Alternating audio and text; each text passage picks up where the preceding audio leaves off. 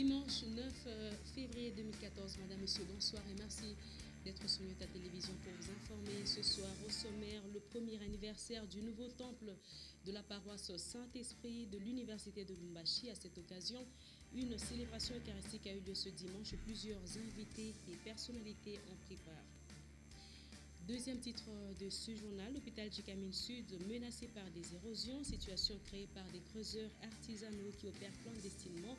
D'ailleurs, un poteau électrique servant à l'alimentation de cet hôpital risque de s'écrouler. D'abord, toutes nos excuses pour ce retard avec lequel nous ouvrons ce journal. On commence par l'actualité. La religion, cela fait 1 an depuis que le nouveau temple de la paroisse Saint-Esprit du côté Kassapa a été bâti. À l'occasion, une messe d'action de grâce a été dite ce dimanche en présence de plusieurs personnalités et invités, dont le gouverneur de province Moïse Katumbi Chapoué, qui a contribué avec plus de 350 000 $ américains à la construction de ce temple. Et justement, après cette célébration eucharistique à laquelle a également pris part l'autorité provinciale, le père Léon Ngoy Kalumba a tenu à rendre gloire à Dieu pour cet anniversaire de la paroisse Saint-Esprit et aussi dire merci à l'honorable Moïse Katumbi pour son cœur généreux qui a contribué avec plus de la moitié de l'argent pour l'édification de la nouvelle église. Ce sont là des propos recueillis par Léon Magloire Mungamto à l'Essudé. Qu'un don est venu de l'extérieur. C'est vrai qu'il y a eu un abbé, un prêtre belge, qui était curé dans l'église où nous avons pris le modèle à Tabakongo. Lui nous a envoyé un don. C'est tout. 5 000, c'est tout. Le reste, c'est venu d'ici. Nous sommes mobilisés. Je dis comment faire en sorte, c'est vrai, nous sommes pauvres, mais comment mobiliser les fonds, etc. Et c'est d'abord une affaire de prière. On a prié ensemble. Et tout au long de la construction, chaque semaine, il y avait un groupe, une personne. Le premier vendredi du mois, les mamans étaient en jeûne et prière, du matin jusqu'au soir. Je pense que cela a donné des fruits. Et puis, les différentes commissions, qu'est-ce qu'on peut faire? C'est comme ça que petit à petit, les cotisations, évidemment, ça allait de soi. Comment mobiliser ces cotisations? Dans un premier temps, on s'était dit chaque trimestre, un jeune ou un étudiant donne 10 $, un adulte 20 $, pour commencer. Tous les dimanches, il y avait des quêtes spéciales. Il y a des dimanches où on lit toute la quête qu'on a uniquement pour la construction. On prend les sites minimum pour les objets liturgiques, pour le vin, les hosties, etc. Et ne vous en faites pas, même nous, ça veut dire, on a dû serrer la ceinture pour ça. On a intérêt de l'avant. Et puis, on a intéressé les chrétiens aussi, non seulement de cette paroisse, mais d'ailleurs aussi. C'est comme ça que nous avons été frappés chez les hommes d'affaires, chez les gouverneurs. Il y en a qui ont répondu, il y en a qui n'ont pas répondu. Vraiment comme un rêve. Comme un enfant qui vient de réaliser une année, voilà, je jubile dans ce rêve-là d'avoir réalisé cette œuvre. La salle Malaïka de la ville montagneuse de Likasi a accueilli vendredi dernier les agents et cadres ainsi que le comité des pensionnés de la direction provinciale de l'INSS Katanga 2. C'était pour la cérémonie d'échange de vœux, occasion pour le directeur provincial Jean-Claude Ilunga Waumba de faire le bilan de l'exercice 2013 et inviter les employés à l'amélioration de leur travail en 2014. Antoine Roger Mbouimwamba s'y était rendu. Cette cérémonie d'échange de vœux vendredi 7 février 2014 dans la salle Malaïka de Likasi, responsables, agents et cadres de l'INSS Katanga 2 ainsi que les comités des pensionnés ont voulu consolider et renforcer l'unité, l'entente et cohésion au sein de cette institution. Dans un esprit de fair play, c'est une occasion pour le directeur provincial INSS Katanga 2, Jean-Claude Ilunga Waumba Ndolo, qu'entourait ses deux sous-directeurs Freddy Nyembo Yamuganza et Charles Kisolekele Mantuidi de faire passer un message, dresser un bilan de 2013 et projeter l'avenir meilleur pour 2014. Une pensée pieuse gardée, 1 minute de silence observé en mémoire des 2 agents morts en 2013, Guylain Zonzimbu Ziach, délégué principal syndical, rassure les autorités de l'INSS Katanga 2 du travail attendu des agents à qui il demande d'observer scrupuleusement les prescrits de la convention collective. Le directeur, Jean-Claude Ilunga, lui, félicite les agents tout en les invitant à redoubler d'efforts et d'être assidus. À pareille circonstance, nous nous saisissons de l'occasion pour transmettre un message aux employés. D'abord pour souhaiter meilleur grâce aux employés, qui sont nos partenaires directs, mais aussi leur demander de continuer à déclarer les cotisations pour l'INSS, matriculer leurs travailleurs et payer régulièrement les cotisations. C'est ça le plus grand message que nous avons. Aujourd'hui, les prestations sociales sont payées dans tous les centres de gestion. Nous payons à terme échéance. Il n'y a pas de retard. Les efforts sont fournis pour arriver peut-être à bancaliser ça un jour, conformément à la politique du gouvernement. Et nous avons aussi saisi de cette occasion pour faire un petit bilan de la manière dont nous avons marché l'année passée et projeter l'année à venir suivant les objectifs qui nous ont été assignés par la délégation générale et les conseils d'administration. Debout, le numéro 1 de l'INSS Katanga, sous-directeur avec leurs épouses, échange de vœux avec les agents et cadres, comité des pensionnés et responsables urbains du travail, emploi et prévoyance sociale de l'ICASI. Pour sceller davantage les liens et communion entre eux, un somptueux repas est partagé. Les pas de danse sont esquissés, signe de la fête. Enseignement primaire, secondaire et professionnel en RDC en général et à Lubumbashi en particulier, le surpeuplement des élèves dans les salles de classe est devenu fréquent, voire normal. Cette situation s'observe souvent dans les écoles très sollicitées dans les milieux urbains et même ruraux où les écoles sont comptées du bout des doigts. Conséquence, le suivi des élèves, surtout au degré élémentaire, est difficile. Janine Mbouchou pour ce sujet. Depuis 1960, l'État congolais n'a pas construit suffisamment des écoles alors que la population a explosé littéralement, surtout dans les milieux ruraux. Il est des contrées où l'on peut trouver une école pour 100 000 habitants et un enseignant avec 70 élèves dans une classe. Conséquence, les manques de suivi, un encadrement inadéquat constaté.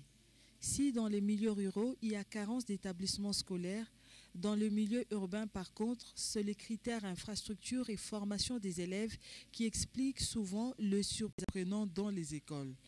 Le nombre élevé dans la plupart des établissements scolaires profite aux promoteurs et cela préjudicie les élèves. Le surnombre dans les écoles ne favorise pas les suivis et la pratique professionnelle dans les options techniques et professionnelles. Et l'environnement est souvent malsain pour une classe contenant plusieurs élèves.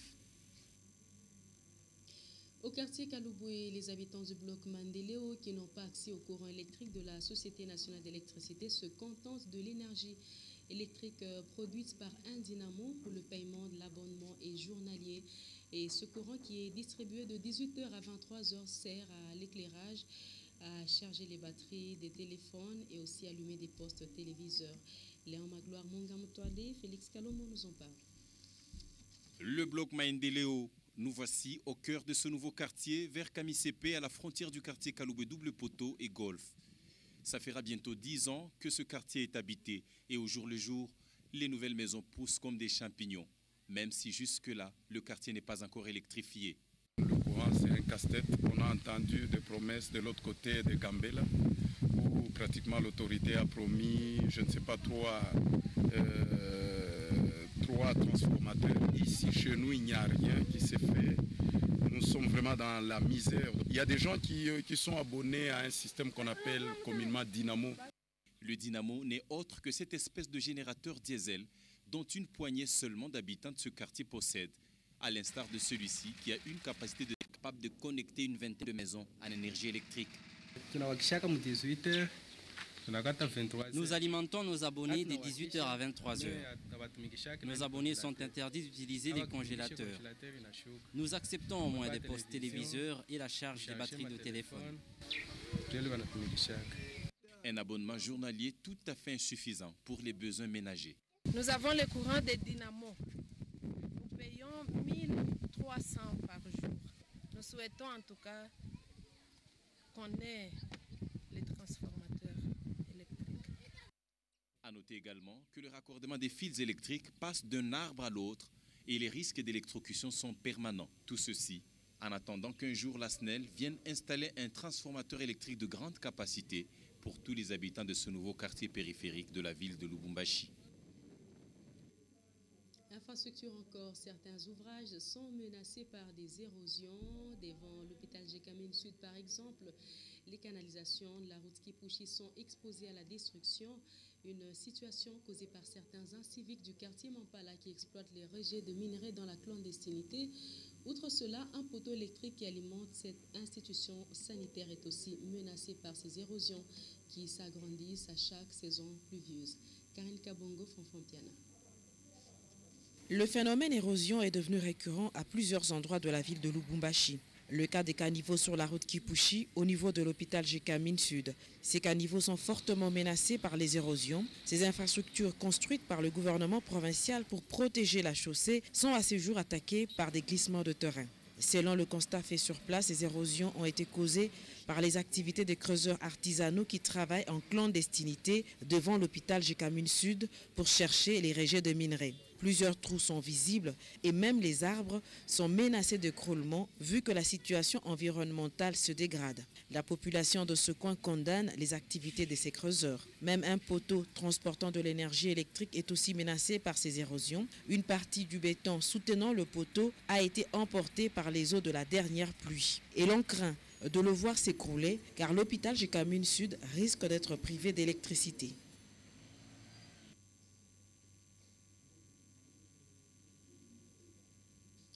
On revient encore en religion, la délivrance de l'esprit des morts et le thème développé au culte du jour à l'Assemblée chrétienne de Kinshasa, Mopanga.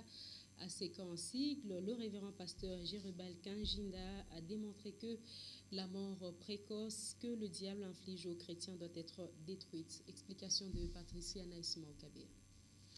Planté à Lubumbashi sur l'avenue Sapinière, numéro 30 au quartier Bel Air, l'Assemblée chrétienne de Kinshasa ACK Mopanga, que dirige le révérend pasteur Jérubal Kanjinda Emmanuel, a pour mission d'annoncer la parole de Dieu sur la délivrance des âmes. Le livre de Juge 6,25 en est le soubassement. Au cours de la prédication du jour, l'Assemblée très attentive a suivi le thème développé par l'homme de Dieu sur la délivrance de l'esprit des morts.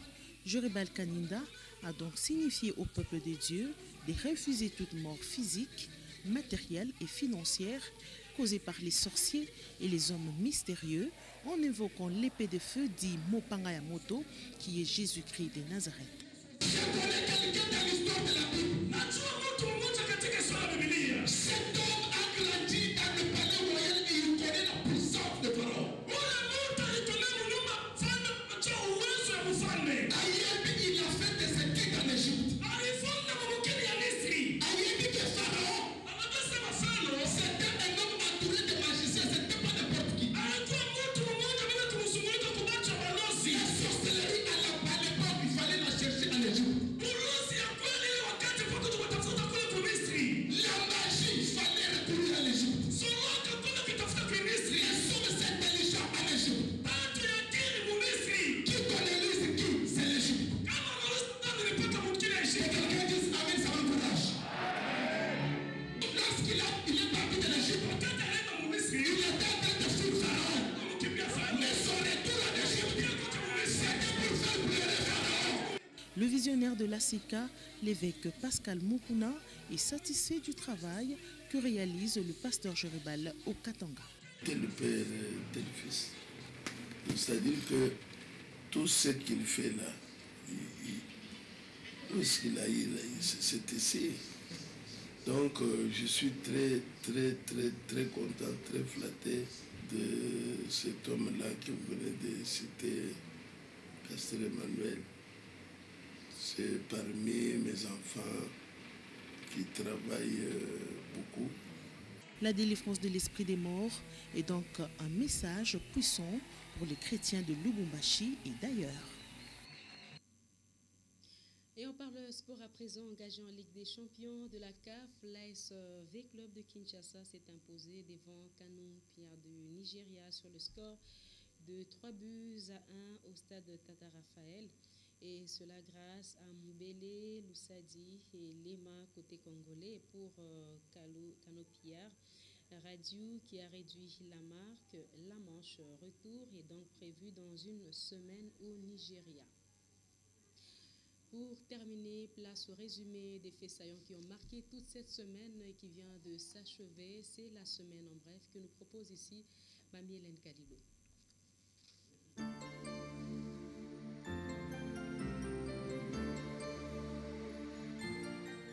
Mesdames et messieurs, bienvenue à cette semaine en bref sur Nyota Télévision. Voici l'actualité ayant marqué la semaine allant du 3 au 8 février 2014.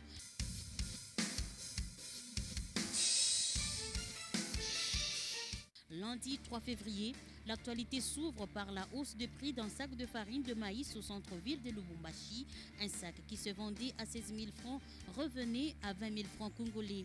Dernier hommage à l'ambassadeur Kasseba Makunko après l'exposition du corps au bâtiment du 30 juin où différentes autorités ont rehaussé de leur présence. Une messe en sa mémoire a été dite avant la descente du corps dans la tombe au cimetière de Sapin 2.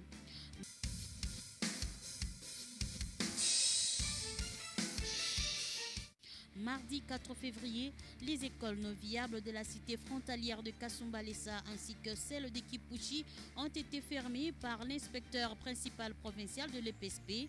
Cette annonce a été faite lors d'une réunion tenue à l'intention de l'opinion. Pour l'IPP, ces 13 établissements scolaires ne réunissaient pas les conditions d'études. Chaque 4 février, le monde célèbre la journée de lutte contre le cancer. Pour les experts en santé, il y a lieu d'éviter cette maladie si l'on observe un bon comportement du régime alimentaire et l'utilisation de certains produits de beauté sur le corps humain. Même mardi, il y a eu échange de vœux entre le directeur général de Nyota Télévision et le responsable du groupe Safari Label.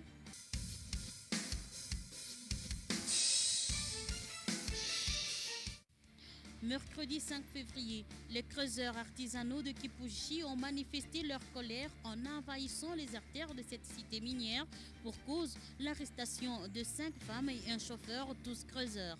Et pour calmer les esprits, une délégation a été reçue par Marthe Chiwengo, commissaire du district du Haut-Katanga. Mercredi toujours, le gouverneur de province Moïse Katumbi Chapwe a reçu le rapport de la récente tournée dans le Katanga profond des notables de la dite province. Aussi, 115 tonnes de médicaments, des intrants et équipements informatiques ont été réceptionnés au gouvernorat de province de la part du projet PARS sous financement de la Banque mondiale. Dans la lutte contre l'insécurité de la province du Katanga, le gouvernement provincial a doté quelques jeeps à la police nationale congolaise.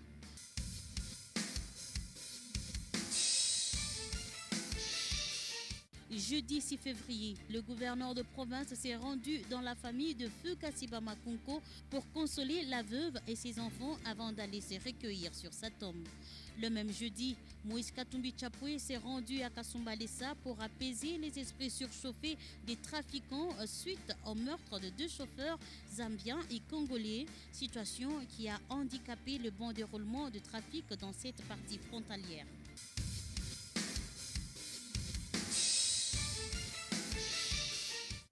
Vendredi 7 février, en ce jour de travail dans la capitale cuprifère, le représentant spécial du secrétaire général des Nations Unies, Martin Kobler, a été reçu par le président de l'Assemblée provinciale, Antoine Gabriel Kyungwa-Kumwanza, avec qui ils ont échangé sur les problèmes sécuritaires, économiques et humanitaires. Le même jour, il a été également reçu par le gouverneur de province avant de se rendre à Likasi pour palper du doigt les conditions de travail des creuseurs dans la carrière Kamatanda. À la mairie de Lubumbashi, 2 présumés trafiquants d'enfants sont présentés devant Jean-Oscar Sanguza Mutunda. Agnès Kikela a voulu vendre de son propre gré son fils cadet pour une somme de 40 000 $. Grâce à la vigilance des services de sécurité, cette opération n'a pas eu lieu.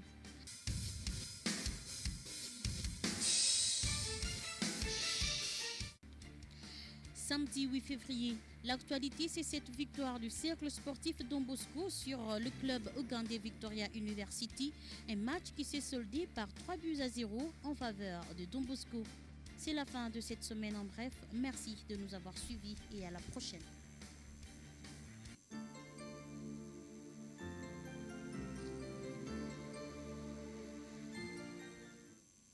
Et c'est aussi la fin de cette session d'information. Madame, Monsieur, on note pour l'essentiel, le premier anniversaire du nouveau temple de la paroisse Saint-Esprit de l'Université de Lubumbashi. À cette occasion, une messe eucharistique, une célébration eucharistique a eu lieu ce dimanche. Plusieurs invités et personnalités ont pris part, dont le gouverneur Moïse Katumbi. Il est également question de l'hôpital Jikamine Sud menacé par des érosions, situation créée par des creuseurs artisanaux qui opèrent clandestinement. Un poteau électrique servant à l'alimentation de cet hôpital risque même de s'écrouler.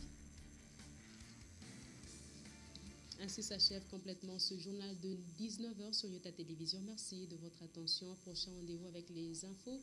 C'est tout à l'heure à 21h nos news et à 23h les derniers échos de la journée avec Edouard Kankou. Très bonne suite de nos programmes. Au revoir.